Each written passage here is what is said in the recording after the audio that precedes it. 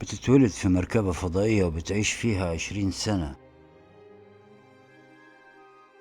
بيبدأ الفيلم مع هيلينا وهي عايشة لوحدها في مركبة فضائية وبتتمرن كل يوم ومش بتتكلم مع حد غير البرنامج الاصطناعي الخاص بالمركبة. وبيقول لها البرنامج إن مستوى الأكسجين في المركبة وصل 1% وسفينتها هتوصل لوجهتها بعد 17 ساعة، وساعتها هتقابل أول بشري وهو المهندس اللي هيصلح الأكسجين. فبتقول له هيلينا إنه هيبقى تالت شخص تقابله بعد أبوها وأمها اللي كانوا عايشين على المركبة معاها. وبتروح تتفرج على آخر فيديو أمها وأبوها صوروا لنفسهم وهم بيقولوا لها ما تزعلش لأنهم ضحوا بحياتهم عشان يوفروا لها الأكسجين عشان تعيش أكتر. وبتبقى هيلين لها أكتر من 20 سنة في المركبة وعمرها ما خرجت منها، وبتبلغها المركبة إنه موعد الفحص الطبي فبتوصل نفسها بالأجهزة اللي بتطمنها على صحتها. وبتقول لها المركبة إن الكسر القديم اللي موجود في رجلها قرب يشفى. وبتوصل مركبة المهندس، ولما بيقابل هيلينا بيعرفها على نفسه وإن اسمه أليكس والمفروض يصلح الأكسجين خلال 50 ساعة. وبتحكي له إن أبوها وأمها كانوا عايشين معاها ومن 3 سنين ضحوا بحياتهم عشانها. وبتعرض عليه انه يتعشى معاها لان عمرها ما اتعاملت مع حد غير اهلها، وبتعشوا سوا وبعد العشاء بتنام في اوضتها. تاني يوم المركبة بتبلغها ان نظام الاكسجين اتصلح وبتروح عشان تعرف منه اللي عمله. وبعد ما بيحكي لها بيقول لها انه محتاج ينام شوية عشان يرتاح قبل ما يخلص شغله ويرجع لمركبته تاني. وساعتها بتحاول هيلينا انها تتقرب منه لانها ممكن ما تقابلش حد تاني خلال 20 سنة اللي جايين. وبتحصل علاقة بينهم وبيصحى من النوم بيحاول انه يخرج من المركبة بدون ما هي تحس بيه، لكنها بتصحى وبتقول له ازاي كان عايز يمشي من غير ما يودعها. فبيقول لها انه ما كانش عايز يصحيها وبيسيبها ويمشي. لكن بنشوف أليكس بيخرج من بوابة المركبة وبيطلع على ممر طويل، ومن بعدها بيخرج على مكان في وسط غابة. وبتبقى هالينا في الحقيقة في مكان تحت الأرض مش في الفضاء،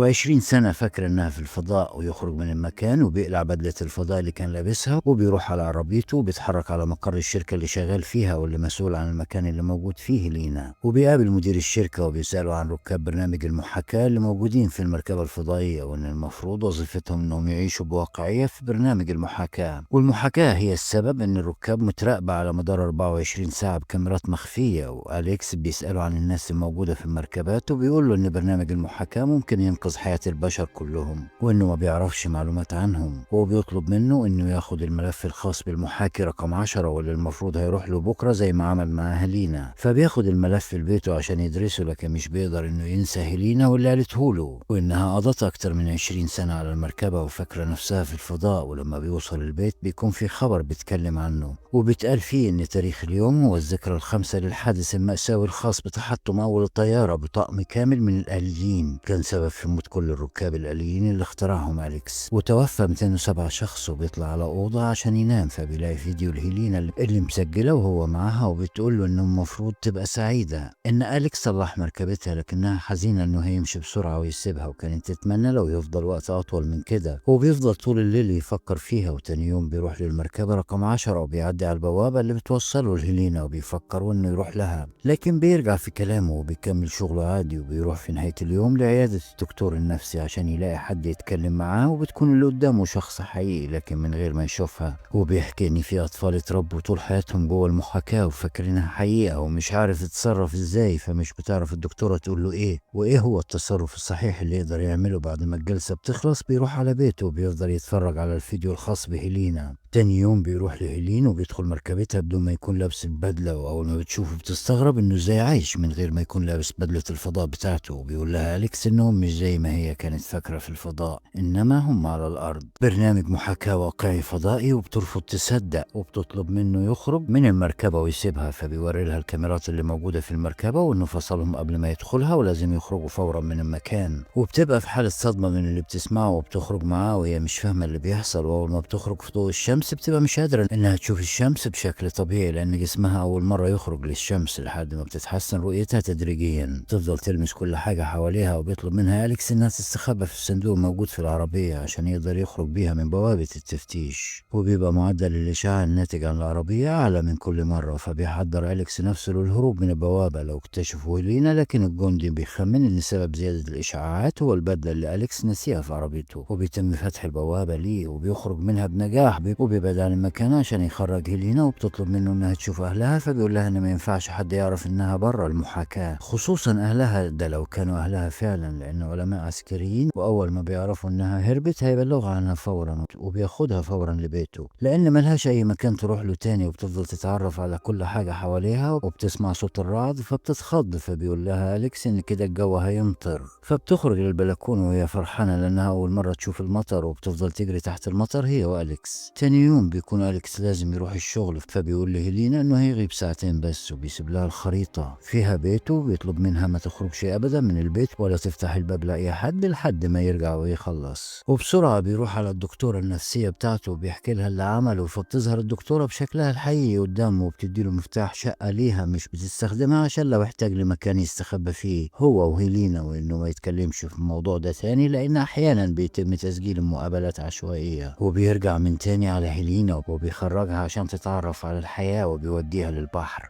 وبيوريها المعمل بتاعه اللي من خلاله عنده تصريح بالدخول على الكاميرات اللي بتراقبها وبيطمنها على الكاميرات، وموجودة في المدخل والممرات بس، وبتسجل حركاتها وبيفضل يعيد فيها عشان محدش يشك انها مش موجودة في المركبة بتاعتها، وان الشركة هدفها الاساسي هو دراسة علامات الركاب في المحاكاة لأطول فترة ممكنة، وان الشركة كانت بتقرر تبلغهم بوجود خطأ في المركبة ولازم يفضلوا فيها مدى الحياة، وبتسأله ازاي اتورط وبيساعد الناس دي، فبيوريها حادثة الطيارة اللي كان السبب فيها وانهم دخلوا حياة وفهموا أهمية المحاكاة على 10 أشخاص وإزاي هيساعدهم ينقذوا البشر. وتاني يوم بتظهر كدمات على جسم هيلينا وبياخدها لصديقه في المستشفى عشان يكشف عليها، فبتستلمها ممرضة عشان تهتم بيها وتعمل لها التحاليل، وبيكون صديق أليكس شاكك فيها فبيتكلم مع أليكس وبيقول له إن لون بشرة مختلف وجسمها ولا جلدها تعرض للشمس في يوم من الأيام، وبيلمح له إنه شاكك فيها إنه أخدها من برنامج المحاكاة اللي شغال عليه، لكن أليكس مش بيحاول يدافع عن نفسه. بعد ما فحص بياخدها وبيمشي وبيروح تاني يوم شغل وبيسيبها في بيته، فبتقوم هيلينا عشان تتحرك في الشقة وبتكون قادرة تدخل المعمل اللي بيشتغل فيه، وبيكون قدامها 10 ملفات خاصة بال10 أشخاص الموجودين في المحاكاة، وبتكتشف إن كل اللي موجودين في البرنامج بما فيهم هي، وإنها مش شخصية حقيقية ولا تم ولادتها بشكل طبيعي، إنما تم استنساخها في معمل. وفي الملف بتلاقي عنوان العلماء اللي كانوا معاها على نفس المركبة واللي كانت فاكراهم أهلها، فبتفكر إنها تروح لهم بنفسها، ولما بيقابلوها بتحكي لهم على كل حاجة عرفتها، فبتقول لها والدتها إنها فريدة من نوعها وإنها زيهم وحقيقية حتى لو تم استنساخها من أشخاص ميتة. وبيكون والدها واقف وبيسمع كل الحوار، فبيقول لهم إنه هيدخل يحضر لهم الشاي، ولما بيرجع بيكون في إيده حزام مغناطيسي بيحطه على إيدها عشان يمنعها من الحركة كأنها متكتفة، وبيقول لهم إنه لازم يتصل بهوجو عشان يبلغوا بهروبها، فبتعترض مراته وبتضربه على راسه وبيغمى عليه وبتفك إيديها وبتقول لها إنها لازم تهرب فورا من البيت لأن والدها مجرد ما يفوق هيتصل فورا بالشركة والكل هيدور عليها. في نفس الوقت ده أليكس بيكون وصل البيت بعد ما خلص شغله، بيفهم إن هيلين عرفت القصة كلها لأنه بيشوف كل ملفات مفتوحة قدامه وبيفضل مستنيها ترجع له من تاني لأنه ما تعرفش غير، وأول ما بترجع بيعتذر لها إنه خبى عليها الحقيقة وإنه ما كانش قاصد يكذب عليها، وبياخدها وبيروح على فندق عشان يقضي فيه الليل. وتاني يوم بيطلع الدكتورة بتاعته عشان ياخد منها مفتاح الشقة بتاعتها، وبيكون هوجو وصل لموضوع هروب هيلينا وأمر كل الأمن إنهم يبحثوا عنها ويقتحموا شقة أليكس، وبيلاقوا هناك كارت دكتورة وبيطلع على مكانها وبيسألوها لو كانت تعرف أليكس، بتنكر معرفتها بيه، وساعتها بياخدها للأوضة اللي بتقابل فيها الناس وبتكون قدامها إزاز عاكس وبيكون هوجو ورا الإزاز ده، فبيقتل الدكتورة قدامهم وبيكسر الإزاز بعدها عشان يطاردهم، وبيحاول أليكس وهيلينا إنهم يهربوا من على السطح وبيبقى حراس وراهم وبيضربوا عليهم رصاص لحد ما بيتحصلوا على السطح، وبينط أليكس من عليها عشان يوري هيلينا إزاي تنط هي كمان، لكنها بتفضل إنها تسلم نفسها عشان يسيبوا أليكس لأنهم ساعتها هيسيبوا أليكس. فبيهرب أليكس وبيلاقي رسالة من صديقه بيقول له فيها إن هيلينا عندها طفرة جينية في بشرتها وما ينفعش تعيش بره المركبة بتاعتها لأن جسمها تأقلم على الحياة فيها وإلا ممكن تموت. وبتكون هيلينا موجودة في قدام هوجو وبتطلب منه إنه يرجعها من تاني للمركبة بتاعتها، فبيقول لها إنه فات الأوان لأنهم فصلوا المركبة وكان هيقتلها. وبيتصل أليكس بيه وبيقول له إنه عايز يعمل معاها صفقة وممكن تعجبه، وبعد ما بيقفل معاه المكالمة بعدها بيقتحم مكان الشركة نفسها وبيضرب عليه نار وبينصاب في كتفه، لكن هوجو بيوقف إطلاق النار فورا وبيطلب أليكس منه يدخل مع هيلينا المركبة ويعيشوا فيها على طول. وكمان هيلينا حامل، وهوجو أصلا عايز يشوف ولادة وتطور طفل في واقع المحاكاة، وبيوافق هوجو. بيعيش أليكس وهيلينا سنين طويلة في المركبة، وبتخلف بنت وصحتها كويسة وبتقدر تعيش في المركبة وبره المركبة. وهنا بيخلص الفيلم. لو عجبك ما تنساش اللايك، وعشان تشوف ملخصات أكتر ما تنساش تشترك في القناة، قناة مام وأفلام.